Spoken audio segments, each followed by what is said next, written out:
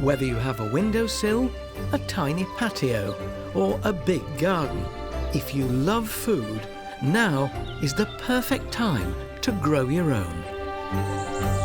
It's getting to your plate within moments, and that is what all this is about. So join Mrs. T and me. My wife doesn't think it's clear, so I should be doing that again. And the Love Your Garden team in our gardens. Nearly everything here is edible. As we reveal the secrets. Oh, he looks jazzy. Of growing your own. This week, Who likes barbecues? we're going big on flavour and goodness. Planting crunchy, mouth-watering veg that's perfect for the grill. Absolutely delicious. Filling our gardens with fiery flavours. This is why you should grow your own chilies. They look so beautiful. And beautifying our beds with delicious, nutritious treats. They are absolutely packed full of antioxidants. It's the height of the growing season. And my garden is exploding with colour. These ornamental alliums are glistening as though they're cut from metallic foil. And over in the veg patch, things are growing like wildfire. But I've been watering to keep them growing. Just look, lettuces, red cabbages protected from the pigeons, and runner beans which are already starting to go right up the pole. Most exciting of all is that some crops are ready to be picked. I sowed these just 5 weeks ago, and look, already lovely big fat radishes. And when they're this big, they're ready for pulling. Take this in the house, rinse it. Here's one I've rinsed. And then hot, crunchy, white flesh, beautiful. And now my lettuce leaves are ready to pick too. They're coming beautifully now, and it's a case of coming out and picking the odd leaf off. And this is where growing your own really comes to the fore. That was a mistake, wasn't it? Pick all the way over and you'll realise instantly the joy of having fresh picked produce rather than something from a shop. And there's still room for some new crops. For some time I've been wanting to get more fruit into my kitchen garden, so I've got a rather neat solution. And that is by using these little beauties. These are called step-over trees. I've got 2 pears and 2 apples. And what they are normal pears. This is a variety called Doyen du Comis, which is succulent, the best pear. What step-over trees are fruit trees grafted onto a dwarfing rootstock. Now this is the rootstock, and this makes sure it doesn't grow into a socking great pear tree. The beauty of these is they take up very little space, and they do give you a reasonable crop. Not of my bum. I haven't room for a large tree in my bed, so by adding a row of 4 stepovers, I'll have my own micro orchard. What I am doing is making a sort of dish around the base so that I can keep this well watered. If it just has flat soil, it'll all run off. I'm planting the trees about 1 metre apart, and I'll prune the side shoots back to encourage them to keep forming fruits in future years. Giving a really good soaking in. So I now have a lovely little fruitful boundary to my veg patch, and I'll be eating apples by the autumn. Look at these. I'll wait a bit longer for the pears, but they're definitely step over, even for those with a relatively modest inside leg. There you are. Grow well, little trees. In a rather windy Yorkshire, Katie's discovering another of the pleasures of growing your own. I have been on a mission to try and sneak in as many delicious edibles I cook with into the garden, as well as inside the house. Her next project is her most ambitious yet. A new container garden full of super healthy foods that are super pretty too. First plant I'm going to pop in is a blueberry. Now these are huge family favourites in our house, and they're really a fabulous plant. As long as you plant them in ericaceous compost, which is acidic, they'll be very happy. Blueberries are rich in vitamins and minerals that are believed to lower blood pressure and cholesterol. To enjoy fruits this summer, buy a self-fertile variety that's already in flower. It'll need a sunny spot to maximise fruit production. The nice thing about them is, as a plant, they're really attractive. They've got these pretty, pretty flowers on, and then they are absolutely packed full of antioxidants, so really good for you. From deep purple blueberries, I'm going super green with parsley. Now, parsley is a brilliant herb to have fresh in your garden. Parsley is packed full of flavour and goodness, and is actually full of vitamin K, which is really important for healthy bones. Next, Katie's planting 2 of the kings of healthy veg, and each of them only needs a half-metre square container. Now, I've made these basic wooden planters. They're really straightforward. It's a treated timber. You can make them out of old pallets if you had old pallets hanging around. I'm going to clad them in slate. I've got these from the roof when we had the roof done. I've made the planter so it's the same size as 2 slates on top of each other, and that way I don't have to cut them. I can just glue them straight onto the sides. Thank you, my glamorous assistant. As with blueberries, things that are dark in colour are usually a really good health indicator. And so is the same with this, which is purple sprouting broccoli, and it's one of my favourite vegetables. I absolutely love it. Rich in vitamin C, which is good for the immune system, purple sprouting broccoli can be harvested through the summer and on into the autumn. And when everything else has died down in the garden, this will come into its own and be a big beacon of gorgeousness in the borders of a winter. But what it doesn't like, funnily enough, is strong winds. You and me both, broccoli. Katie's final option really delivers on value for money when it comes to both goodness and good looks. Kale has a bit of a goody-goody reputation, doesn't it, of like health freaks, but I love the stuff. Not only is kale packed with energy-boosting vitamin B, it needs little space to grow, and the leaves make a stunning display. The wonderful thing about it is you can harvest it for 10 months of the year. There are not many other crops you can say that about. It's absolutely bonza. So there you go, my 4 superfoods. All super healthy, super good looking and super tasty.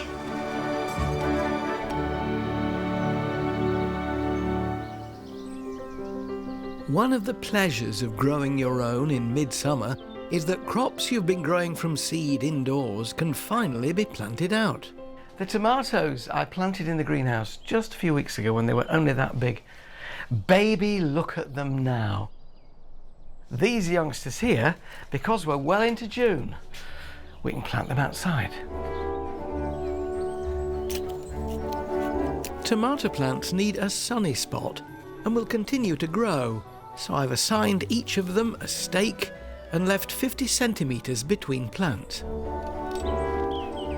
By sinking a flower pot in alongside the tomato plant, I can water into the pot and it will go straight down to the roots where it's needed rather than just running off the top.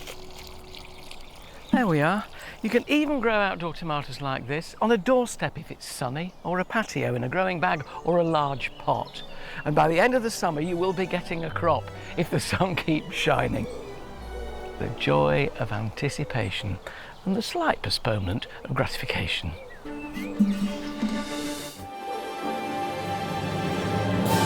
When temperatures soar, we Brits love to cook outside. The nation's barbecue market is now worth £1.8 billion, and growing your own veg guarantees you'll always have the freshest flavours for your grill. You better not be eating them strawberries! David's traditional veg patch for feeding his young family has been expanding by the week, and it's starting to bear fruit. What you got there, Alice? A massive leaf. Look at that. Do you want to eat any of that? Yeah. Should we go? Yeah. Come on then. Party? Who likes barbecues? We've got so much growing here, but now I want to grow something specific for our family barbecues. Creating a barbecue-friendly veg patch is simple to do and doesn't require much space. I'm actually going to put it straight on top of the lawn. David's 2 new raised beds are made from recycled plastic and don't need tools to assemble. I'm going to use the old cardboard box as a liner at the base, so it will stop the grass from growing, and eventually the grass will die off, turn into compost, and so will the cardboard as well. He's chosen veg that'll grow fast at the height of summer, don't need much space, and almost no preparation before they go on the grill. We love having peppers on the barbecue. We grill them. They're really nice. Now, there are a couple of options. There's the bell peppers, but there's also the long, pointy ones. That's the ones we like. I put them on skewers onto the barbecue. Now, this one's called Marconi. It's a faster growing one. Midsummer is a perfect time for growing pepper plants. When they start producing flowers, you can feed them once a week with dilute liquid tomato feed, and within weeks you'll have crunchy veg that's perfect for the barbie. And that's it. 4 plants in this particular bed will grow about 1 metre tall, and they'll produce loads of those really sweet, flavoursome, long, pointed peppers. In full sun, pepper plants will happily grow, but adding a poly cover It's not a doll's house out of there. keeps the heat in and encourages even faster growth. There we go.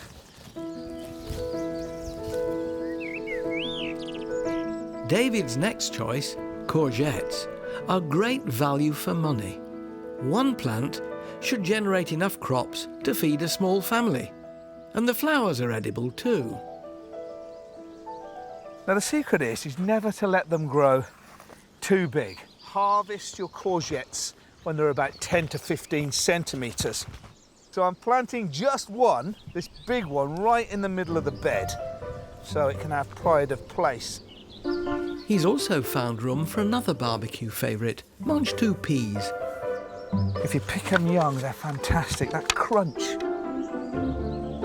Unlike the majority of peas that need to be shelled, you just pick the whole pod. They're a perfect instant pick and cook option.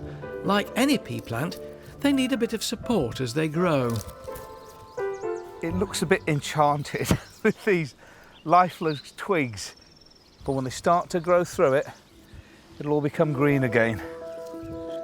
With some added protection from the local bird life, That was a bit urgent. this barbecue veg patch full of fast-growing, easy-to-cook crops is complete. There's no reason why these 2 little areas here shouldn't keep the barbecue stocked all the way through July and August. Lovely. Thanks to the long summer days, the team's gardens are bursting with new crops. Some already happening, some to come. That's what veg growing's all about. And there's still time to grow new things. Hey, there you are. Hello. Hello. How are you? Oh, you're all looking sort of exhausted, actually. Too much gardening. My indoor planters that I made have done so well. I mean, the lemon balm is like 3 foot tall in the kitchen. I can't drink enough gin to flavour it with. Because we got the opportunity of being at home a bit more, what did you think you'd like to have a go at? Anything?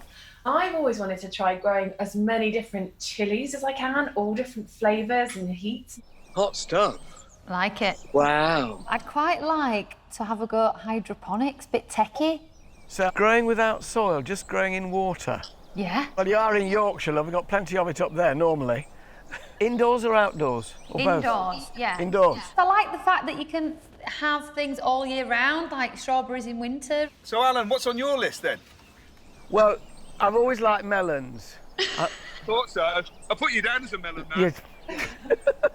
You know that you have to get bras to hold them when they grow. Well, that should keep us all busy. Frances has already turned one side of her narrow garden into a pretty fruit and veg patch. Remember my gingers that I put in pots and they had just tiny shoots on them? Well, look at them now. I'm so pleased with that. And she has the perfect spot for her pet project. And down at this end of the garden, I have a tucked away corner that I want to turn into a huge flavour experience. I'm actually going to turn this whole space into a chilli farm. It's quite a challenge. Frances is planning to grow 11 different varieties of chilli from seed and plants. When growing them from seed, it's best to start them off in a greenhouse or, as Frances is doing, in a cold frame. Now I'm going to make 4 holes about 5 millimetres deep into that compost. And I'll just put one of those chilli seeds into each of the 4 holes I've made. There we go. Cover it with soil and firm that all down. It's quite a good idea with seeds and cuttings to water from the bottom. So put that pot into the tray with water and just leave that for a few minutes to soak in. In this lovely warm weather, I would expect them to come up probably within 4 days, maybe a week. Frances is also experimenting with seriously scorching chilli plants. The thing that we all associate with chilies is their heat. What causes the heat is the chemicals actually in the chilli. People always think it's the seeds that give the heat, but actually it's not, it's the pith. And anything that's near that pith is extra specially hot. Some chilies are so fiery that a measurement known as the Scoville scale has been created, so growers can differentiate between the hottest and the mildest. Something like this, which is called Trinidad Perfume, and that has no heat. That's 0 to 15 rating on the Scoville scale. And the strongest go up to really high numbers. So something like this, which is Trinidad Scorpion, that is over 1 million. Do not bite into that unless you know what you're doing. We all know somebody who likes to have a bit of a show off and eat the hottest chilli they possibly can. I'm giving a very easy visual guide to how hot these chillies are by just painting the rim of the pot. Black is, well, you'd only be stupid if you ate one. And green is, it won't do anyone any harm at all. It's completely mild.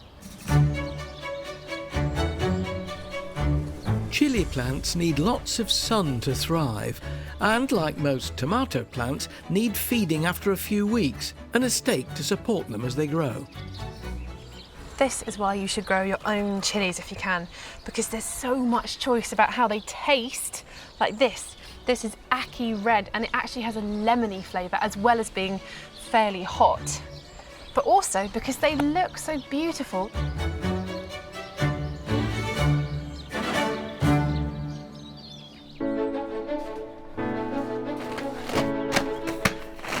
It's always good to try new things or things you haven't done for a long while.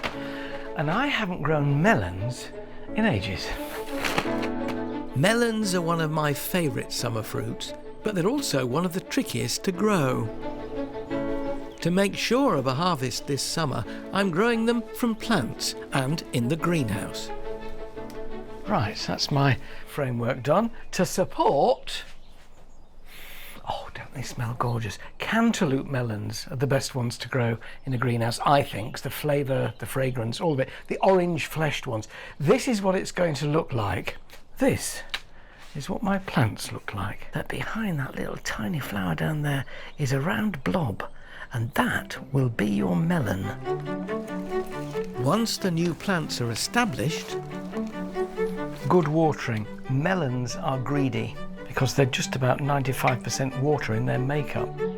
my next challenge will be to pollinate the flowers on the plants as they grow to encourage the formation of fruits. Each plant has both male and female flowers. You have to take the male flower and rub the pollen from it onto the female by hand. The male flower and the female flower are easy to tell apart. Female has a little melon behind it. The male doesn't. One male will do 4 females. I'm saying nothing. As the melons grow, once they're too heavy to support themselves, they'll need to be hung in a net. You can fasten these nets to the framework and hold your melons until the smell gives away the fact that they're ripe. This really is the ideal time of year for growing your own. I have a carrot now. You want a carrot now? Let's let them grow up a little bit more first. And if you keep it up, the best bit, harvest time, isn't far away. Till the next time. Bye-bye.